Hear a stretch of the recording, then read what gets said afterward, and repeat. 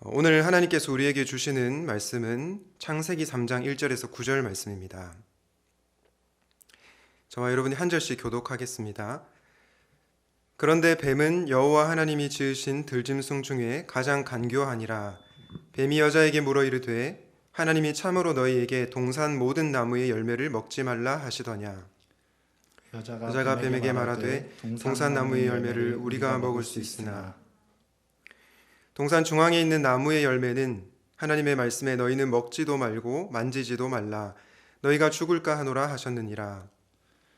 뱀이 여자에게 이르되 너희가 결코 죽지 아니하리라. 너희가 그것을 먹는 날에는 너희 눈이 밝아져 하나님과 같이 되어 선악을 알 줄 하나님이 아심이니라.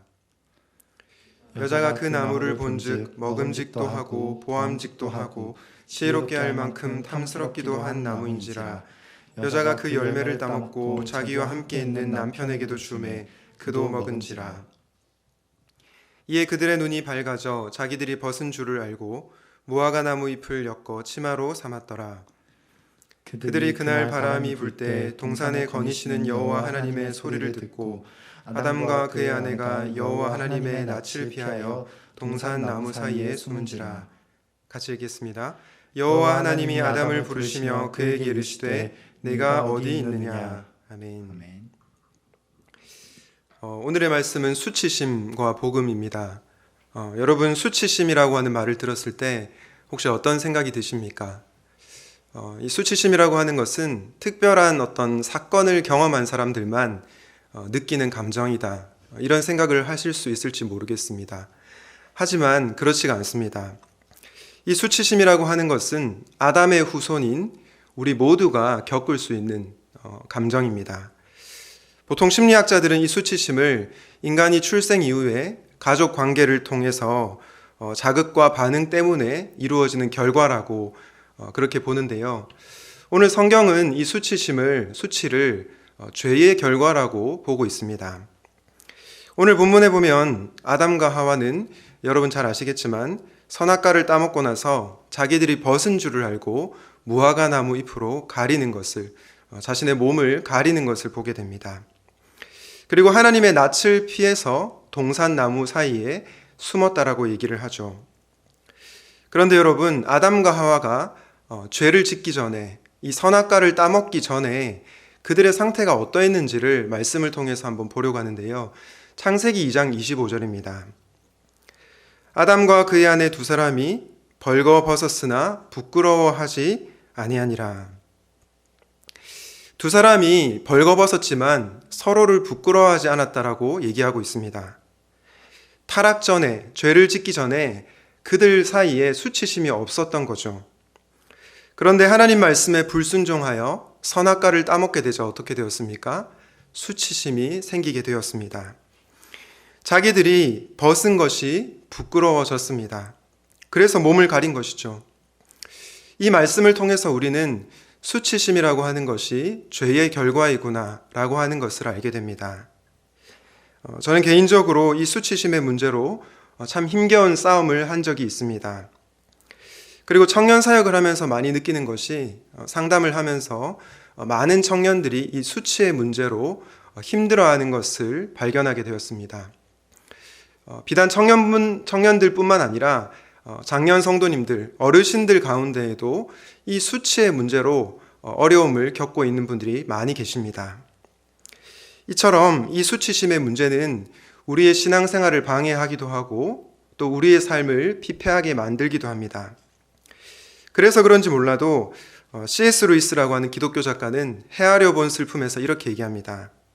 나는 때로 수치심이 다른 악덕에 못지않게 선한 행동과 정직한 행복을 막는 데 일조한다고 생각한다. 여러분, 수치심이 다른 악덕에 못지않다. 그리고 수치심이 선한 행동을 가로막고 참된 행복을 가로막는다. 놀라운 말 아닙니까?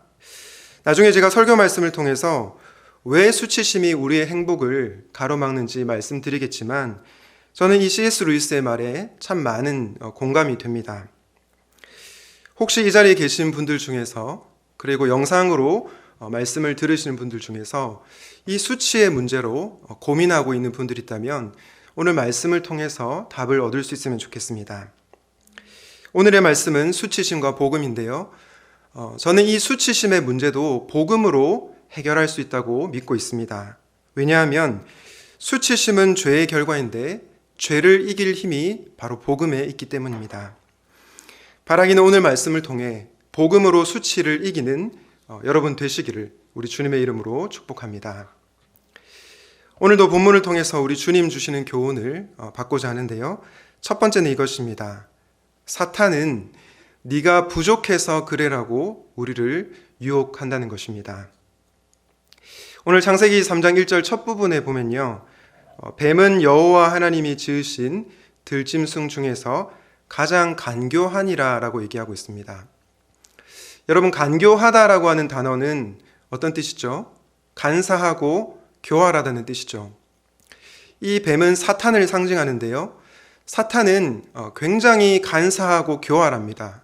그런데 이 간교하다라고 하는 단어에는 간사하고 교활하다라는 뜻도 있지만 지혜로운, 슬기로운 이런 뜻도 있습니다.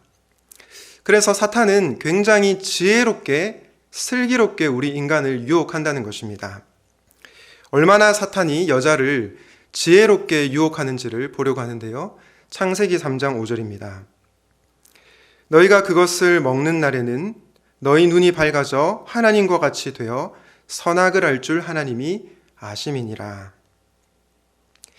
5절은 이 뱀이 여자를 유혹하는 그런 장면인데요. 어떻게 유혹합니까? 선악과를 먹는 날에 너희 눈이 밝아진다. 하나님처럼 될 것이다. 그리고 선악을 알 줄 하나님이 아심이다. 여러분, 이 말에 깔려 있는 전제가 무엇입니까? 하나님은 선하신 분이 아니라는 것입니다. 하나님은 네 인생이 행복하는 것을 바라지 않으신다. 그런 전제가 깔려 있는 거죠. 이렇게 사탄은 굉장히 전략적으로 하나님의 선하심을 의심하게 만듭니다. 그런데 여러분, 이 말을 곰곰이 생각해 보면 이 사탄의 말 속에 너는 부족하다 이런 말이 담겨져 있습니다. 잘 한번 생각해 보십시오. 사탄이 이 뱀이 여자를 유혹하기 전에 여자의 상태는 어땠습니까? 부족할 것이라고는 전혀 없는 상태, 부족함을 느끼지 못한 상태였습니다. 왜냐? 하나님의 형상으로 창조되어서 하나님과 친밀하고 아름다운 관계를 맺고 있었죠. 그리고 남자와 함께 정말로 행복하고 즐거운 삶을 살고 있었습니다. 그리고 하나님이 주신 수많은 자원들, 고기와 또 채소, 많은 것들을 누리며 살고 있었습니다. 단 하나도 부족할 것이 없는 상태였죠. 그런데 그런 여자에게 사탄이 찾아와서 지금 너는 부족한 상태다. 지금보다 훨씬 더 행복한 상태가 될 수 있다. 그게 바로 하나님처럼 되는 것이다. 이렇게 굉장히 지혜롭게 유혹하고 있다는 것입니다. 이걸 보면요, 여러분, 사탄이 얼마나 지혜로운지를 잘 알 수 있습니다. 사탄은 여자에게 대놓고 너 죄를 지어 이렇게 유혹하지 않습니다. 훨씬 더 좋아 보이는 길을 제시하면서 너가 하나님처럼 될 수 있다라고 말을 하는 것이죠. 이를테면 이런 겁니다. 여자여, 너는 그 정도가 아니잖아. 너는 지금 부족하잖아. 더 하나님처럼, 그리고 더 높이 올라갈 수 있잖아. 이런 식으로 유혹을 하는 것입니다. 여러분, 이 뱀의 말을 듣고 나서 여자가 이 선악과 나무를 보았더니 어떻습니까? 창세기 3장 6절인데요.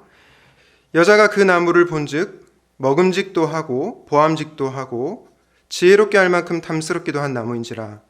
여자가 그 열매를 따먹고 자기와 함께 있는 남편에게도 주매 그도 먹은지라. 선악과 나무가 어떻다고 합니까? 먹음직도 하고 보암직도 하고 그리고 지혜롭기도 할 만큼 탐스럽기도 한 나무라고 얘기하고 있습니다. 결국 여자는 그 열매를 따먹고 남편에게도 주었고 또 그 남편도 열매를 따먹게 되었죠. 여러분, 먹음직도 하고 보암직도 하고 그리고 탐스럽기도 하다. 이것을 신약의 관점으로 보면 우리가 어떻게 볼 수 있을까요? 요한일서 2장 16절에 그 부분이 나오는데요. 우리 다 같이 요한일서 2장 16절 말씀을 같이 한번 읽어보겠습니다. 시작.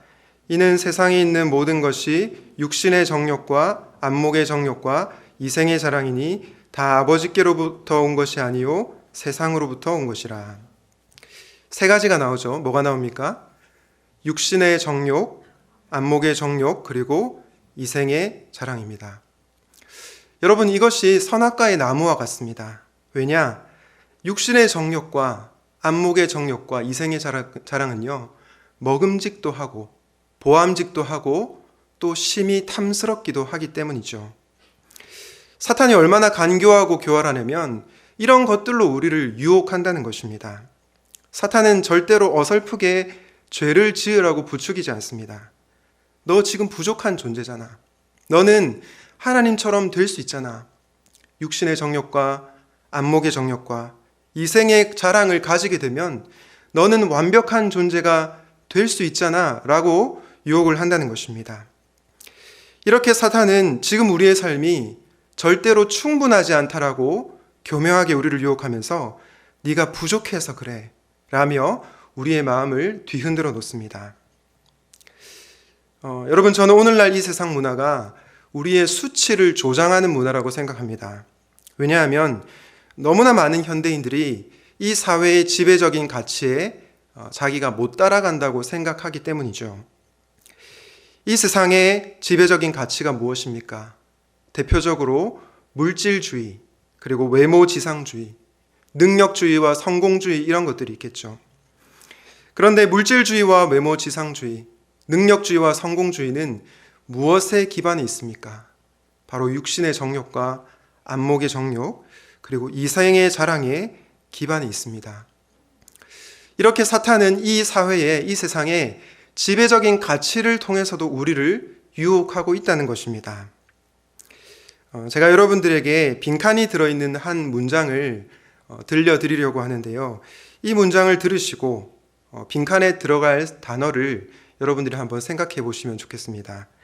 나는 충분히 뭐뭐하지 못하다. 잠시 시간을 드릴 테니 여러분들이 한번 마음속으로 생각해 보시기 바랍니다.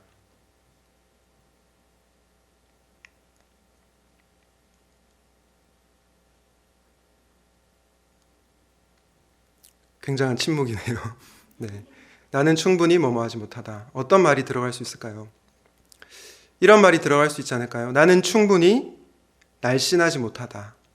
나는 충분히 강하지 못하다. 나는 충분히 성공하지 못했다. 나는 충분히 똑똑하지 못하다. 나는 충분히 영적이지 못하다. 나는 충분히 완벽하지 못하다. 이런 말들이 들어갈 수 있을 것입니다. 이렇게 사탄은 네가 충분하지 못해서 그렇다. 네가 부족해서 그래 라고 말하며 우리에게 너는 하나님처럼 될 수 있다라고 우리를 유혹해 옵니다. 그래서 우리는 이 유혹에 넘어가게 되죠. 그 결과 나도 모르는 사이에 선악과를 따먹게 되는 것입니다.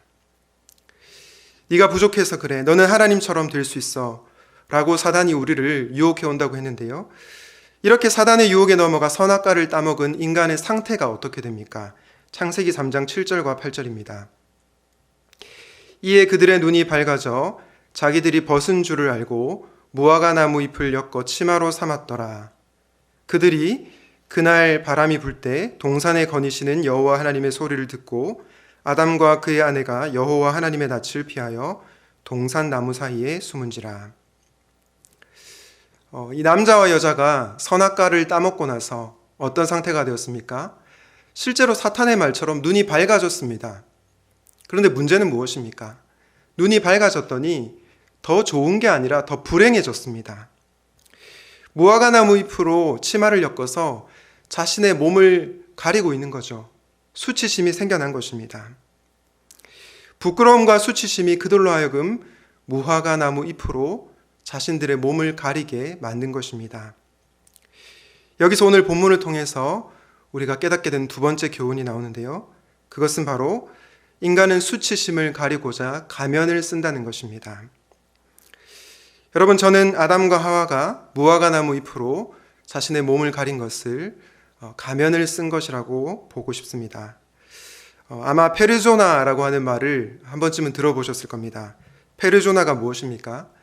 타인에게 보이는 나의 모습, 다른 사람들에게 비춰지는 나의 모습입니다. 나의 참 모습이 아니죠. 나의 진짜 모습이 아니라 겉으로 보여지는 모습입니다. 이렇게 사람들은 자신의 수치를 가리고자 자신의 진짜 모습을 드러내지 못합니다. 방탄소년단의 페르소나라고 하는 노래가 있는데요. 이 노래의 가사에 보면 이런 가사가 나옵니다. 내가 기억하고 사람들이 아는 나, 날 토로하기 위해 내가 스스로 만들어낸 나, 나는 나를 속여왔을지도 모른다. 저는 이 가사가 CCM은 아니지만 수많은 현대인들의 이 자화상을 잘 보여준다고 생각합니다. 왜냐하면 너무나 많은 사람들이 다른 사람들에게 보여지기 위해서 살아가고 있기 때문이죠. 대표적으로 나의 꿈은 내가 되는 것이다 라고 하는 책을 쓴 허병민 작가가 있는데요. 이분은 연세대학교 법학과를 졸업한 뒤에 제1기획 PD로 일을 했습니다. 그리고 두산 동아와 LG 생활건강에서 근무를 했고요. 또 이분은 작곡가 겸 가수로도 활동을 했습니다. 그리고 문학과 문화평론가로도 활동을 했습니다. 여러분, 이 정도 스펙이면 정말로 남부럽지 않은 스펙 아닙니까? 그런데 이분이 나의 꿈은 내가 되는 것이다 라는 책에서 이렇게 고백합니다. 결국 남들이 대단하다고 여길 것들에 뒤도 돌아보지 않고 돌진해 왔던 것, 거기에 없었던 유일한 한 가지는 바로 나라는 존재였습니다. 내가 원해서, 내가 좋아해서, 내가 관심이 가서 내가 끌려서 했던 것이 하나도 없더군요. 내가 연대에 들어갔다는 것, 내가 가수를 했다는 것, 내가 공모전에서 수상을 했다는 것, 다 남들에게 자랑하기 위해서였습니다. 남들이 나를 대단하다고 봐주기를 바라서였습니다. 여러분, 이렇게 가면을 쓰고 살아가는 삶이 과연 행복할까요? 다른 사람 앞에서 나의 모습을 감추고 잘 보여지기 위한 나로 살아가는 삶이 행복할까요? 물론 그 순간에는 행복할지 모릅니다. 수많은 사람들의 인정과 칭찬이 있기 때문입니다. 그리고 그 안에서 안전함을 느낍니다. 하지만 가면을 쓴 삶은 결코 행복할 수가 없습니다. 왜냐하면 나의 초라한 모습이 드러났을 때, 내가 드러내고 싶지 않은 그 모습이 노출되었을 때 우리는 버림받지 않을까라는 그 근원적 두려움이 있기 때문입니다. 이분뿐만 아니라 많은 사람들이 이런 마음이 있는 것 같습니다. 또 한 가지 제가 예를 들어보려고 하는데요. 사랑을 갈구하는 한 사람이 있습니다. 이 사람은 이성에게서 너무나 사랑을 받고 싶습니다. 그런데 스스로 생각하기에 자신은 외모가 별로라고 생각합니다. 자기가 너무나 뚱뚱하다고 생각합니다. 그래서 어떻게 합니까? 헬스장에 등록을 하고 열심히 다이어트를 합니다. 그 결과 몇몇 이성들이 관심을 보이죠. 실제로 그 이성과 교제하게 되고 또 행복한 삶을 살아가게 됩니다. 그런데 이 사람에게는 끊임없는 불안함이 있습니다. 왜죠? 내가 만약 다시 뚱뚱해지면 과연 상대방이 나를 사랑할 것인가?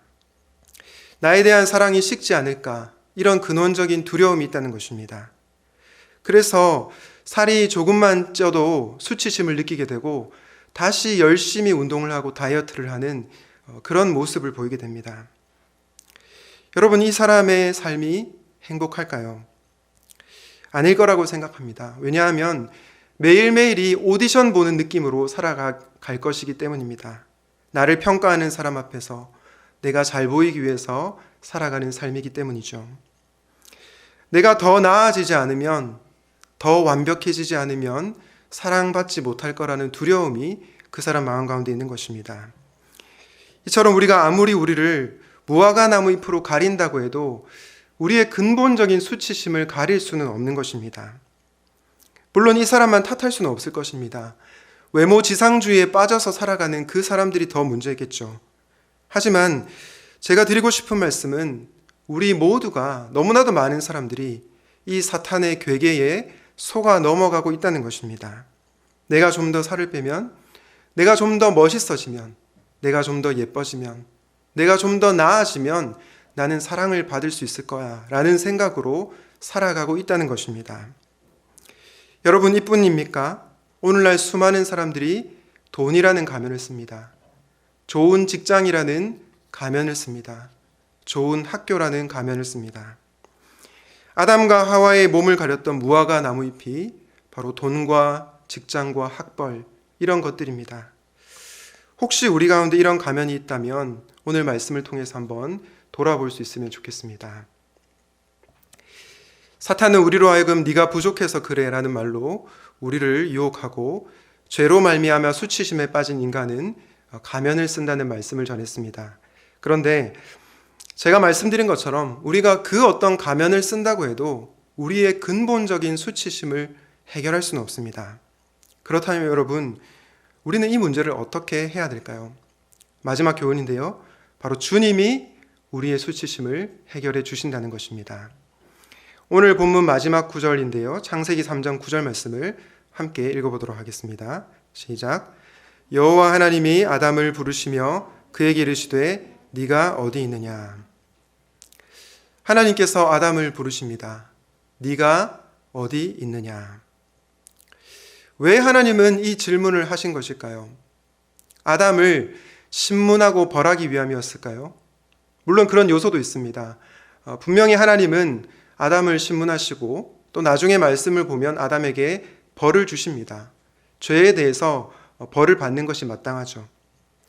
그런데 단순히 벌을 주기 위해서 아담아 네가 어디 있느냐라고 부르신 것은 아닙니다. 왜냐하면 벌 주기 위해서만 그랬다면 네가 어디 있느냐라고 물어볼 필요가 없었겠죠. 그냥 바로 심판만 하시면 됩니다. 그런데 왜 하나님께서는 아담을 부르신 것입니까? 바로 아담과의 관계를 회복시키기 위해서 부르신 것입니다. 제가 앞서 말씀드린 것처럼 이 수치심이라고 하는 것은 죄의 결과인데요. 아담은 수치심으로 말미암아 무화과 나무 잎으로 몸을 가렸고 또한 하나님의 낯을 피해서 숨었습니다. 이것은 관계의 단절로 인한 두려움이었습니다. 그런데 수치심을 느끼는 아담, 두려워하는 아담을 하나님은 포기하지 않고 찾고 계십니다. 왜냐? 결국은 그를 수치심과 두려움으로부터 자유케 하여 주시기 위함입니다. 더 이상 죄의 종으로 수치심의 노예로 살지 않기 위해서 아담을 부르고 있는 것입니다. 이후에 창세기 3장 15절 말씀에 보면 우리가 잘 아는 소위 원시복음, 원복음이라고 하는 구절이 나오는데요. 어떤 구절입니까? 바로 여자의 후손이 뱀의 머리를 상하게 할 것이라는 말씀입니다. 그런데 이 여자의 후손은 누구이죠? 예수 그리스도이십니다. 예수님께서 십자가에서 죽으시고 부활하심으로 죄와 사망 권세를 깨뜨리셨습니다. 이 최초의 복음을 보여주는 구절이 창세기 3장 15절인 거죠. 그런데 여러분, 우리 예수님은요, 우리의 죄의 문제뿐만 아니라 죄의 결과인 수치심의 문제도 해결해 주십니다. 왜냐? 그분은 부끄러움을 아시는 분이기 때문입니다. 부끄러움을 경험하신 분이시기 때문입니다. 히브리서 12장 2절 말씀입니다. 믿음의 주여 또 온전하게 하신 이인 예수를 바라보자. 그는 그 앞에 있는 기쁨을 위하여 십자가를 참으사 부끄러움을 개의치 아니하시더니 하나님 보좌 우편에 앉으셨느니라. 예수님께서 십자가를 참으사라고 하고 있는데요. 바로 그 다음 구절에 어떤 내용이 나옵니까? 부끄러움을 개의치 아니하셨다라고 얘기하고 있습니다. 여러분, 이게 무슨 뜻입니까? 예수님께서 부끄러움을 피하지 않으셨다는 것입니다. 부끄러움을 맞닥뜨리셨다는 것입니다. 십자가에 달리셨을 때 군인들과 종교 지도자들 그리고 수많은 사람들이 너나 구원해 보라지, 다른 사람들도 구원하지 못하면서 네가 무슨 메시아냐라고 비웃고 조롱하였습니다. 우리 예수님께서 얼마나 큰 수치심을 경험했을까요? 뿐만 아닙니다. 그분은 십자가에서 옷을 입고 죽으신 것이 아니고 벌거벗겨져서 죽으셨습니다. 그래서 예수님은 그 누구보다도 우리의 깊은 수치심을 아시는 분이십니다. 그러니 여러분, 이분이 여러분의 수치를 이해하지 못하겠습니까? 저와 여러분의 깊은 그 수치심을 모르겠습니까? 우리 주님은 그 마음을 아십니다. 그리고 그 마음을 충분히 치유하시고 회복시켜 주실 수 있는 유일한 분이십니다. 요한복음 4장 말씀에 보면 여러분 잘 아시는 사마리아 여인이 나오죠. 그런데 이 여인이 우물가에 물을 기르러 가는데 우물가에 물을 기르러 간 시간이 언제냐면 성경에 보면 6시라고 나와 있습니다. 이 6시는 저녁 6시를 가리키는 것이 아니고요. 정오 시간을 뜻합니다. 그런데 여러분, 왜 이 사마리아 여인이 이른 아침 혹은 저녁에 날씨가 선선한 때에 가지 않고 정오에 간 것입니까? 바로 사람들의 시선을 피하기 위함이었습니다. 그녀에게 깊은 수치심이 있었던 것입니다. 어떤 수치심입니까? 우리는 잘 알고 있죠. 이 여인에게 남편이 5이나 있었고 지금 6번째 남자와 살고 있기 때문입니다. 과거의 요한복음을 해석하는 학자들은 이 여인이 음란한 여인이었다, 문란한 여인이었다라고 해석을 했습니다. 그러나 최근에 요한복음을 해석하는 학자들은 당시 여성이 이혼할 권리가 없었기 때문에 이 여인이 5번이나 남편에게 버림받은 여인이었을 거라고 그렇게 해석을 합니다. 여러분, 만약에 여러분이 5번 버림을 받는다면 어떤 감정이 들겠습니까? 그 마음의 핵심 감정이 무엇이겠습니까? 바로 수치심이겠죠. 사람들에게 자기의 그 모습을 드러내기 싫을 것입니다. 그래서 사람들이 가지 않는 정오에 우물가에 물을 기르러 간 것입니다. 그런 그녀에게 누가 찾아오셨습니까? 예수님께서 찾아오셨습니다. 그리고 영적 갈급함을 갖고 있는 그 여인에게 내가 주는 물을 마시는 자는 영원히 목마르지 않다고 말씀하셨습니다. 그때 여인은 예수님께 그런 물을 달라고 합니다. 그러자 예수님께서 가서 네 남편을 불러오라고 말씀하십니다. 어떻게 보면 그녀의 가장 깊은 수치심을 건드리신 것입니다. 아무에게도 말하고 싶지 않은 그 부분을 터치하신 것입니다. 이걸 보면 우리 예수님께서 참 돌직구를 던지는 분 같다는 생각이 듭니다. 그런데 왜 예수님께서 그녀의 아픈 부분을 건드리신 것입니까? 더 수치스럽게 만들기 위해서일까요? 아닙니다. 우리 예수님은 그녀의 수치심을 해결해 주시기 위함이었습니다. 그래서 그녀의 가장 드러내고 싶지 않은 그 부분을 드러내게 하시고 그녀를 인격적으로 만나 주신 것입니다. 이 사마리아 여인의 이야기를 들으면 어떤 분들은 이렇게 생각할지 모르겠습니다. 아니, 목사님, 그녀는 가진 것도 없고 남편에게 버림받았던 그런 여인이었기 때문에 수치심이 있었지, 돈이 있으면, 높은 사회적 지위를 갖고 있으면 수치심은 없을 거예요. 이렇게 말할지 모르겠습니다. 그러나 우리는 삭개오 이야기를 통해서 그렇지 않다는 것을 알게 됩니다. 삭개오는 어떤 사람이었습니까? 삭개오는 세리장이었고 또 돈이 많은 부자였습니다. 어떻게 보면 남부러울 것이 전혀 없는 그런 인생이었습니다. 그런데 그에게 깊은 수치심이 있었죠. 그것이 무엇입니까? 그는 동족의 돈을 빼앗아서 살고 있었습니다. 그래서 많은 사람들이 그를 향해서 수군거렸죠. 실제로 예수님께서 이 죄인 삭개오 집에 들어갔을 때 많은 사람들이 수군거렸습니다. 여러분, 예수님을 만나기 전 삭개오는 행복했을까요? 그렇지 않았을 것입니다. 돈도 많고 또 사회적 지위도 있었지만 여전히 해결되지 않은 수치심이 그에게도 있었던 것이죠. 사회적 지위와 돈이라는 무화과나무 잎으로 그의 수치를 가려보려 했건만 전혀 해결되지가 않았습니다. 그런데 그런 그가 예수님을 만나자 어떻게 됩니까? 그의 수치심은 사라지고 기쁨이 찾아왔습니다. 그리고 자발적 회개의 삶을 살아가게 됩니다. 바로 예수님께서 이 삭개오를 변화시킨 것입니다. 여러분, 이것을 통해서 우리가 알 수 있는 사실이 무엇입니까? 이 세상에서 가장 낮은 자리에 있는 사람부터 가장 높은 자리에 있는 사람까지 우리 모두는 이 수치로 인해서 고통스러운 삶을 살고 있다는 것입니다. 그 문제를 해결하기 위해서 무화과나무 잎으로 가려보지만 결국 우리의 문제는 하나님을 만나지 않으면 해결되지 않는 문제라는 것입니다. 여러분, 아담과 하와가 선악과를 따먹은 죄는 하나님과 함께 있는 그 자리를 부족하다고 느낀 것에서 비롯되었습니다. 그리고 하나님처럼 되려고 하였던 교만함이었습니다. 그런데 그 교만함으로 말미암아 수치심이 생겼죠. 이 수치심이 우리의 영혼에 해로운 이유는 수치심이 우리로 하여금 하나님께로 나아가는 것을 방해하기 때문입니다. 교만도 우리를 하나님과 멀어지게 하지만 수치도 우리를 하나님과의 관계에서 막습니다. 왜냐하면 우리가 하나님으로부터 숨기 때문이죠. 그래서 C.S. 루이스가 수치가 우리의 진정한 행복을 가로막는 데 일조한다고 하는 것은 틀림이 없는 말입니다.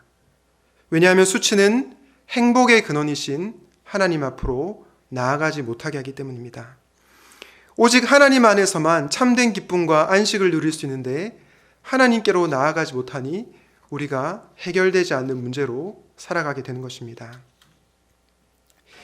주 안에서 사랑하는 여러분, 우리의 수치스러운 부분을 누군가에게 드러내는 것은 결코 쉬운 일이 아닙니다.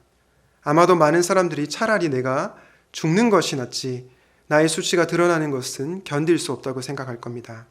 그러나 우리는 주님 앞에 우리의 수치를 드러낼 수 있습니다. 왜냐하면 그분은 우리를 위해서 그 누구보다도 깊은 수치심을 경험하신 분이시기 때문입니다. 그리고 죄와 수치에 빠진 우리를 구원할 능력이 있으신 분이시기 때문입니다. 복음을 아는 사람들은 어떤 사람입니까? 내가 감히 생각했던 것보다 훨씬 더 큰 죄인이라는 것을 깨닫는 사람입니다. 그러나 동시에 내가 감히 바랐던 것보다 훨씬 더 많은 사랑을 받은 존재임을 아는 자들입니다. 그러므로 사랑하는 여러분, 우리 주 예수 그리스도께로 나아오십시오. 우리의 죄와 수치를 해결해 주시는 그분께로 나아오시기를 바랍니다. 아무에게도 말하지 못하는 그 수치를 우리 주님 앞에 고백하십시오. 그럴 때 우리 주님께서 여러분의 수치를 씻겨주시는 놀라운 은혜를 경험하게 될 것입니다. 말씀을 정리하려고 합니다. 아담과 하와를 유혹했던 사탄은 오늘날도 여전히 우리를 유혹하고 있습니다. 네가 부족해서 그래 라고 말하며 하나님처럼 되라고 유혹하고 있죠. 육신의 정욕과 안목의 정욕과 이생의 자랑으로 우리를 유혹하고 있습니다. 지금 네 모습이 충분하지 않다라고 말하며 우리의 마음을 뒤흔들어 놓고 있습니다. 이렇게 간교하게 우리를 유혹하는 사탄의 속임수에 빠져서 우리는 선악과를 따먹게 말죠. 그러면서 우리는 깊은 수치심에 빠지게 됩니다. 그 결과 우리는 하나님으로부터 숨게 됩니다. 그러나 우리 주님께서 저와 여러분을 부르십니다. 아무개야 네가 어디 있느냐? 누구야 네가 어디 있느냐? 아담을 부르신 주님은 지금도 저와 여러분을 찾고 계십니다. 왜냐하면 여러분의 죄와 수치를 해결해 주시기 위함입니다. 그 부르심 앞에 나아가면 좋겠습니다.